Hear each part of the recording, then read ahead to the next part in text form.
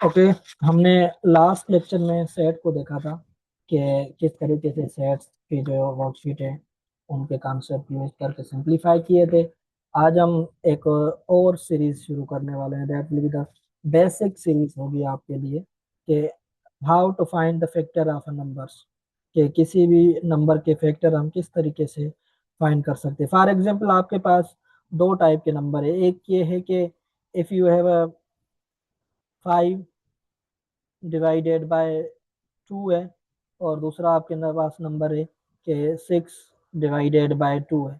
अब देखें कि 5 डिवाइडेड बाय 2, 5 को जब भी आप डिवाइड करेंगे 2 के साथ, so you will get 2 times 2, and 4 you will get reminder is 1। और यहाँ पे आप 6 को जब भी डिवाइड कर रहे हैं 2 के साथ, तो आपके पास जो फाइनल आंसर आ रहा है वो कितना आ रहा है, 3। और जो आपके पास रिमाइंडर है वो क्या आ रहा है, 0।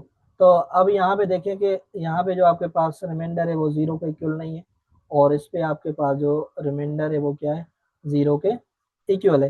तो आप सिंपली ये कह सकते हैं कि यहाँ पे जो 2 है, 2 इज अ फैक्टर ऑफ 6। यानी कि फैक्टर को आप सिंपली इस तरीके से डिफाइन कर सकते हैं कि ऐसा नंबर जो किसी नंबर को कंप्लीटली डिवाइड करे या एग्जैक्टली डिवाइड कर सकता है। ओके, तो सिंपल डेफिनेशन आप फैक्टर की इस तरीके से लिख सकते हैं कि so factor of a number आप इस तरीके से डिफाइन कर सकते हैं। For example, factor of a number, अगर आपके पास, okay let me write in proper वे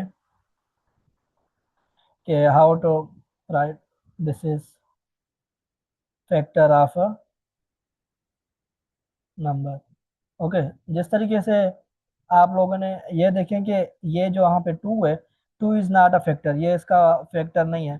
मगर यहाँ पे आपके पास जो 2 है वो किसका फैक्टर है, 6 का फैक्टर है। तो आप इसको इस तरीके से डिफाइन कर सकते हैं कि a number which divides a given number exactly is called the factor of given number. आप कह सकते हैं कि अ नंबर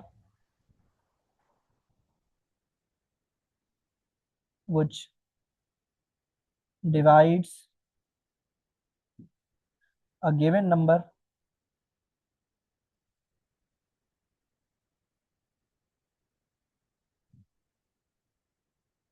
यानी कि आप कह सकते हैं कि ये जो आपके पास गिवन नंबर 6 है उसको क्या कर रहा है, डिवाइड कर रहा है एग्जैक्टली। या फिर आप इनको लिख सकते हैं कि completely. Okay, is called factor. उसको आप क्या कह सकते हैं, that will be a factor कह सकते हैं कि ऐसा नंबर जो किसी भी नंबर को क्या करे, एग्जैक्टली डिवाइड करे, तो आप उनको क्या कह सकते हैं, that's a factor of a number. आपके पास वो जो नंबर होगा वो उसका फैक्टर कंसीडर किया जाएगा। सही है। सो अब फॉर एग्जांपल आपके पास जो 6 था, 6 के कितने फैक्टर्स हो सकते हैं, कि आप कह सकते हैं कि 6 को 1 भी डिवाइड कर सकता है। आप कह सकते हैं कि 6 डिवाइडेड बाय 1 इज इक्वल 6, तो इसका मतलब कि 1 भी इसका क्या है, फैक्टर है। और similarly 6 divided by 2 is equal 3, तो इसका मतलब ये 2 भी इसका फैक्टर हो सकता है। 6 divided by 3 is equal to again, और 6 divided by 6 is equal 1। It means के ये जो नंबर है वो 6 को क्या कर रहे हैं, कंप्लीटली डिवाइड कर रहे हैं, क्योंकि these are the factors of 1। So आप कह सकते हैं कि 1, 2, 3 एंड 6 आर द फैक्टर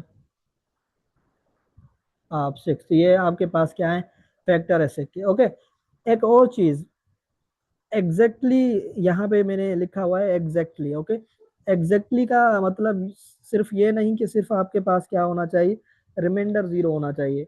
देखिए कि एग्जैक्टली यहाँ पे आप कह सकते हैं कि जो आपके पास एग्जैक्टली है मीन्स नॉट ओनली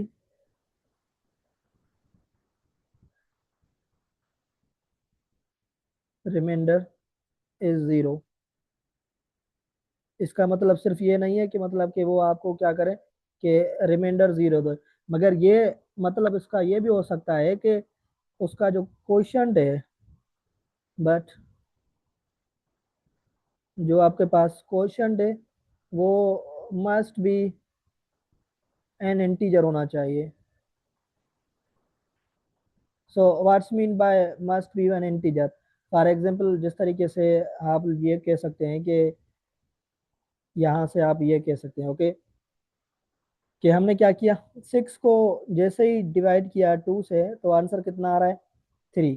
तो इसका मतलब आपके पास रिमाइंडर 0 होगा, और ये जो क्वेश्चन है that will be the question, okay, आप इनको क्वेश्चन कह सकते हैं, दैट्स इंटीजर।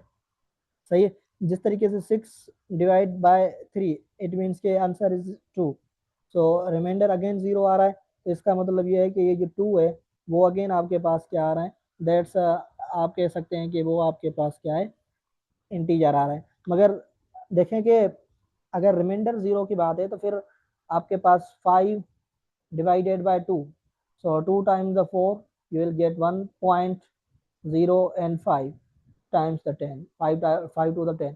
इसका मतलब ये है कि आपके पास जो रिमाइंडर है यहाँ पे भी 0 आ रहा है, मगर ये जो आपके पास क्वेश्चन है वो इंटीजर नहीं आ रहा, तो इसीलिए आप कह सकते हैं कि 2 जो है ना वो इसका क्या है, फैक्टर नहीं है। तो आपके पास अब फैक्टर का कंसेप्ट आ गया होगा। ठीक है। तो देर आर सम थिंग्स के जो किसी भी नंबर के फैक्टर्स होते हैं ना वो एक से ज्यादा होंगे, ऑलवेज एक से ज्यादा होंगे। फॉर एग्जांपल अगर मैं नंबर की बात करूं 4 की, कि 4 के कौन कौन से फैक्टर हो सकते हैं, कि for example 4 divided by 1 is equal 4, and 4 divided by 2 is equal 4, and you have a 4 divided by 4 is equal 1। इसका मतलब ये हुआ कि 1 2 and 4, okay, and 4 are the factor of, ये आपके पास क्या है, किसके फैक्टर हैं, 4 के फैक्टर। इसका मतलब देखिए कि 1 एंड 4 और 6 के कौन कौन से फैक्टर थे, कि 1 2 3 एंड 6। तो इसका मतलब यहाँ पे भी 1 आ रहा है और यहाँ पे भी 6 आ रहा है, 6 के फैक्टर थे।